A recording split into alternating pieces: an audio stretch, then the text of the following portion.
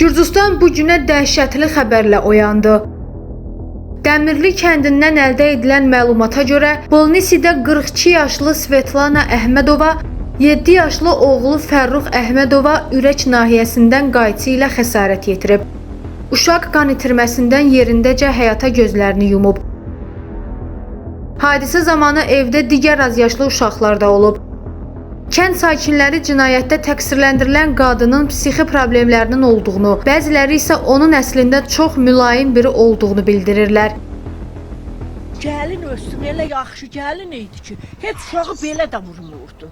Beyin çönüb, ailədə də yaxşı, gözəl, mehriban. Heç öydə dava-dalaş yox idi, yox, heç dava-dalaş yox idi. Ha, biz burada yaşayırıq, onlar orada.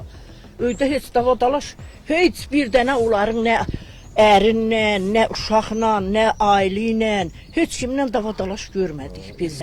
Elə deyirlər ki, var imiş, bilmirəm onu da, yalan danışaram. Daxili İşlər Nazirliyinin məlumatına görə qadın artıq saxlanılıb.